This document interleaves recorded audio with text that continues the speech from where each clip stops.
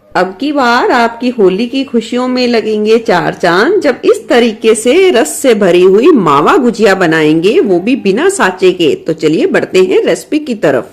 गुजिया बनाने के लिए पहले हम गुजिया का आटा लगा के तैयार करेंगे। तो यहाँ एक बड़े साइज का ये लिया है मैदा।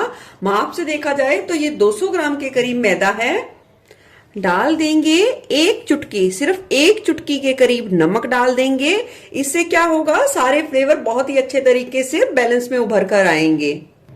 अब यहाँ डाल देंगे 4 चम्मच के करीब ये पिघला हुआ घी। घी यहाँ मैंने थोड़ा सा गुनगुना करके लिया है। इसे अच्छे तरीके से मिला लेंगे। अच्छे तरीके से हथेलियों से मसल मसल के मिलाना है। अब चेक करेंगे मोयन। इस तरीके से थोड़ा सा मिश्रण ले लिया है और मुट्ठी में दबाया है तो ये बिल्कुल भी नहीं खुला है, इसका मतलब मोयन बिल्कुल परफेक्ट है। अगर लगे कि मिश्रण बिखरा बिखरा हुआ है, खुल गया है, तो आप इसमें थोड़े से घी का इस्तेमाल और जरूर करें। अब लेंगे पानी। पानी को एकदम से नहीं डालना है, इस तरीके से थोड़ा थोड़ा सा डालना है और आटे को पहले हम इकट्ठा करेंगे। आटे को इकट्ठा करने के बाद अब हम आटे को मुट्ठी का प्रेशर देते हुए 2 से 3 मिनट के लिए गूंथ लेंगे। आटे को यहाँ हमने जो गुजिया के लिए रखना है उसे टाइट रखना है, पर वो अच्छे तरीके से उसमें लचक होनी चाहिए, वो सॉफ्ट भी होना चाहिए, यानी कि छूने से वो मुलायम लगना चाहिए। गुजिया के लिए आटे को अच्छे तरीके से लगा लिया है। ये ना हाथों पे चिपका है ना बर्तन पे चिपका है, इसका मतलब बिल्कुल ही परफेक्ट लग के तैयार हुआ है ये गुजिया के लिए आटा। अब आटे को हम ढक के 10 से 15 मिनट के लिए छोड़ देंगे और इतने में दूसरी तैयारी करते हैं। अब यहाँ मैंने ये कढ़ाई ले ली है, उसमें डाल दिया है 1 चम्मच के करीब देसी घी। घी जैसे ही हल्का सा पिघलेगा डाल देंगे थोड़े से कटे हुए ये ड्राई फ्रूट्स। आप कोई भी अपनी पसंद के ले सकते हैं और लो टू मीडियम फ्लेम पे इन्हें हल्का सा चलाते हुए सेक लेंगे। ड्राई फ्रूट्स हल्के से सिक गए हैं और गैस की फ्लेम इस स्टेज पर बंद कर दी है और डाल दिए हैं यहाँ पे थोड़ी सी कटी हुई किशमिश। इन्हें भी कुछ सेकंड के लिए सेक लेंगे, लगभग 8 से 10 सेकंड, और निकाल लेंगे सारे इन ड्राई फ्रूट्स को एक प्लेट में। सेम इसी कढ़ाई में हम फिर से अब डाल देंगे इसमें ये मावा और लो फ्लेम पे मावे को अच्छे तरीके से भून लेंगे। इससे क्या होगा, गुजिया में बहुत ही अच्छा टेस्ट आएगा। जैसे ही मावा भुनना शुरू होगा वो खुद ब खुद नरम होना शुरू हो जाएगा। मावा लगभग 2 मिनट बाद नरम होना शुरू हो गया है। लो फ्लेम पे इसे थोड़ा सा और भून लेंगे ताकि अच्छी खुशबू आ जाए और मावे का कच्चापन बिल्कुल अच्छे तरीके से दूर हो जाए। मावा देखिए अच्छे तरीके से भुन गया है। अब हम इसे एक प्लेट में निकाल देंगे और अच्छे तरीके से ठंडा करेंगे और इतने में गुजिया के लिए तैयार करेंगे चाशनी। चाशनी बनाने के लिए फिर से कढ़ाई ले ली है, डाल दी है इसमें 1 कटोरी के करीब डाल दी है चीनी, और जितनी चीनी ली है उससे हल्का सा थोड़ा सा कम डाल देंगे हम इसमें पानी। अब चीनी को पानी में अच्छे तरीके से मिला देंगे। डाल देंगे थोड़े से केसर के धागे और अच्छी खुशबू के लिए डाल देंगे ये 4 हरी इलायची, जिसे मैंने खोल के छिलके समेत डाल दिया है। अब हम चाशनी में पहले एक उबाल आने देंगे। उबाल आना शुरू हो गया है। अब हम चाशनी को इतना पकाएंगे कि चाशनी चिपचिपी कंसिस्टेंसी में हो जाए, यानी कि जिस तरीके से गुलाब जामुन की चाशनी तैयार की जाती है, बस हमें इतनी ही पकानी है, कोई 1 तार या 2 तार की नहीं बनानी। मीडियम फ्लेम पे सिर्फ 2 से 3 मिनट का ही समय लगा है और ये देखिए बिल्कुल चिपचिपी चाशनी बनके तैयार है। और ये देखिए उंगली पर देखिए हल्की हल्की सी चमक भी आ गई है, इसका मतलब चाशनी बिल्कुल बनके तैयार है। तो चलिए चाशनी रख देते हैं और आगे की तैयारी करते हैं।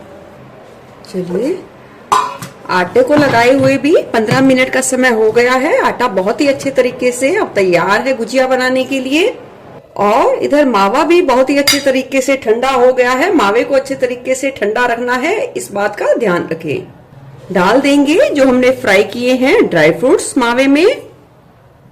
डाल देंगे थोड़ा सा केसर, थोड़ी सी डाल देंगे हरी इलायची, स्वाद के अनुसार डाल देंगे देसी खांड। मावे में भी अपनी मिठास होती है तो मीठे का इस्तेमाल आप अपने टेस्ट के अनुसार कम ज्यादा कर सकते हैं।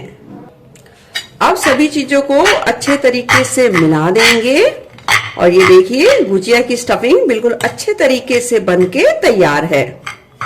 चलिए स्टफिंग बिल्कुल अच्छे तरीके से बनके तैयार है, तो चलिए अब बनाना शुरू करते हैं। देखिए आटे में से बिल्कुल छोटी छोटी गुजिया के लिए लोइयां तैयार करेंगे। ये देखिए यहाँ मैं चंद्रकला गुजिया बना के तैयार करूंगी, आप कोई भी शेप बना सकते हैं। उसके लिए बिल्कुल छोटी छोटी सी कई लोइयां बना के तैयार कर लेंगे। चलिए लोई जितनी हम एक बार में बनाएंगे उतनी बनाकर तैयार कर ली हैं। अब तैयार लोई को हम बेल लेंगे। यहाँ इसके बहुत ज्यादा बिल्कुल पतला भी नहीं बेलना है और बहुत ज्यादा मोटा भी नहीं बेलना है, तो इस बात का ध्यान रखिए। अगर आटा आपका बहुत ही अच्छे तरीके से गूंथा है तो वो बिल्कुल भी चिपकेगा नहीं, बहुत ही अच्छे तरीके से सारी गुजिया के लिए पूड़ी बेलकर आप तैयार कर पाओगे। तो चलिए पहले सारी पूड़ी बेल लेते हैं। सारी पूड़ियां बेलने के बाद अब हम इस तरीके से दो दो लेते जाएंगे और इसके किनारों पे हल्का हल्का सा पानी बना देंगे, यानी कि इस तरीके से एक पानी की परत लगा देंगे और तैयार की हुई स्टफिंग को डाल देंगे।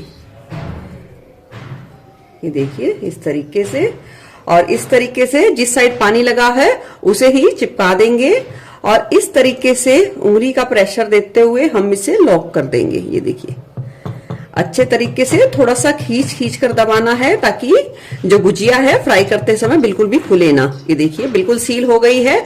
अब इस तरीके से थोड़ा सा खींचते जाएंगे अंगूठे और उंगली की सहायता से और इस तरीके से उसे खींचकर फोल्ड करते जाएंगे, यानी कि प्लेट्स बनाते जाएंगे।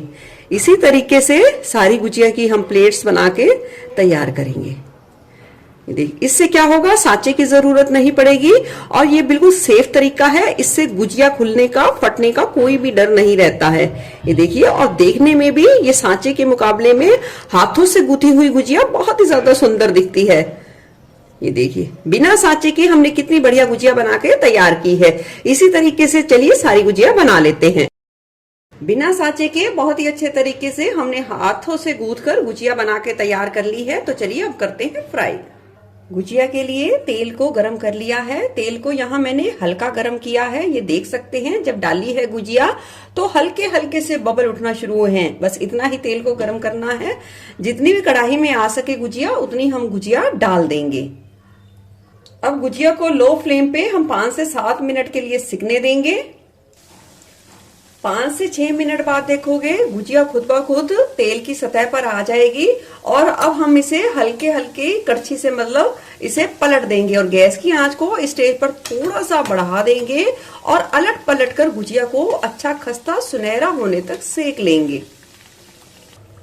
चलिए देख सकते हैं कितना बढ़िया, कितना सुनहरा कलर आया है। बहुत ही ज्यादा अच्छे तरीके से खस्ता हमने गुजिया सेक ली है। गुजिया को निकाल लेंगे एक प्लेट में। अब हम गुजिया को डालेंगे चाशनी में। यहाँ मैंने गरम गरम गुजिया को डाल दिया है गुनगुनी यानी कि हल्की गरम चाशनी में। याद रखें चाशनी ज्यादा गरम नहीं होनी चाहिए, इस बात का ध्यान रखें। अब हम इसे अलट पलट कर इस चाशनी में डुबो लेंगे। अगर आपको ज्यादा मीठा चाहिए तो आप इसे 1 से 2 मिनट के लिए चाशनी में डिपा सकते हैं। अगर आपको कम मीठा खाना पसंद है तो 30 से 40 सेकेंड ही बहुत है इस चाशनी में गुजिया को रहने के लिए। चलिए मैंने 30 से 40 सेकंड के लिए गुजिया को चाशनी में छोड़ दिया है और अब इस तरीके से चाशनी को झाड़ते हुए हम गुजिया को निकाल लेंगे। बिल्कुल खस्ता रस से भरी हुई गुजिया बिल्कुल बनके तैयार है, जिसे गार्निश कर देंगे थोड़े से पिस्ता के साथ और गार्निश कर देंगे थोड़े से केसर के साथ। आपको कैसी लगी ये रेसिपी जरूर बताना। फिर मिलूंगी ऐसे बढ़िया रेसिपी के साथ। Eat healthy and stay healthy. धन्यवाद।